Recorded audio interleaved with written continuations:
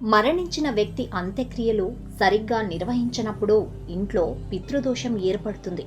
దీని కారణంగా ఇంట్లో మతపరమైన సమస్యల నుండి ఆరోగ్య సమస్యల వరకు అనేక సమస్యలు వస్తాయి. మీ ఇంట్లో పితృదోషం ఉన్నట్లు సూచించే అనేక సంకేతాలు ఉన్నాయి. జ్యోతిష్య శాస్త్రం ప్రకారం పితృదోషాన్ని చాలా కీలకంగా పరిగణిస్తారు.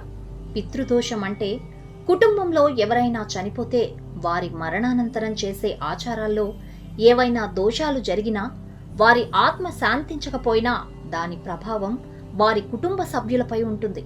ముఖ్యంగా తాతలు, తండ్రులు చనిపోతే దాని ఎఫెక్ట్ కొడుకులపై పడుతుంది. ఆ దోషాలను నివృత్తి చేసుకోకపోతే ఆ కుటుంబంలో చాలా రకాల సమస్యలు వచ్చే అవకాశం ఉంటుంది. మరి ఈ పితృదోషం ఉంది అని మనం ఎలా గుర్తించాలి? దోష నివారణ చేయకుంటే ఎలాంటి సమస్యలు ఎదుర్కోవాల్సి ఉంటుంది? ఇలాంటి విషయాలు ఇప్పుడు తెలుసుకుందాం. మరణించిన వ్యక్తి అంత్యక్రియలు లేదా అతనికి సంబంధించిన ఏదైనా ఇతర కర్మలు సరిగ్గా నిర్వహించనప్పుడు ఆ ఇంట్లో పితృదోషం ఏర్పడుతుంది.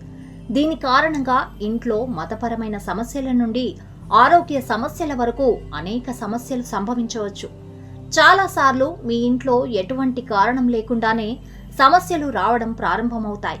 మీ ఇంట్లో పితృదోషం ఉన్నట్లు సూచించే అనేక సంకేతాలు ఉన్నాయి.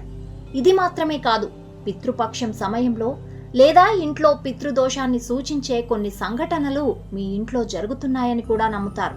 పితృపక్షానికి కొన్ని రోజుల ముందు మీ ఇంట్లో ఒక పీపల్ మొక్క మొలకెత్తినట్లయితే మీరు దానికి కారణాన్ని తెలుసుకోలేకపోతే అది పితృదోషానికి అతిపెద్ద కారణం. ఈ మొక్క మీ ఇంటికి దక్షిణ దిశలో మొలకెత్తినట్లయితే మీ పూర్వీకులు మీపై ఏదో కోపంతో ఉన్నారని అర్థం.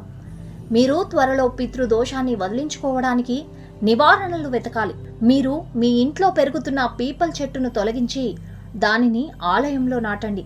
తద్వారా దాని ప్రతికూల ప్రభావాలు తగ్గుతాయి. జ్యోతిష్య శాస్త్ర సలహాతో పితృదోషాన్ని తొలగించుకోవడానికి మీరు నివారణలు ప్రయత్నించాలి. తులసి మొక్క భారతీయ సంస్కృతిలో పవిత్రమైనదిగా పరిగణిస్తారు. ఇది తులసీదేవి రూపంగా పరిగణిస్తారు. ఇంట్లో దాని ఉనికి సానుకూల శక్తి, శాంతికి చిహ్నం. కానీ మీ ఇంట్లో ఉన్న తులసి మొక్క అకస్మాత్తుగా ఎండిపోతే అది పితృదోషానికి సంకేతంగా పరిగణిస్తారు. పితృదోషం అనేది పూర్వీకుల ఆత్మలు అసంతృప్తిగా ఉన్నప్పుడు వారి నెరవేరని కోరికలు ఇంట్లో దోషాలకు కారణమయ్యే పరిస్థితి.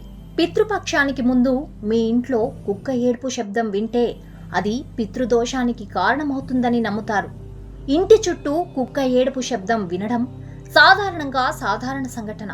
ఈ సంఘటన పితృపక్షానికి ముందు జరిగినట్లయితే అది పితృదోషానికి సంకేతంగా పరిగణిస్తారు.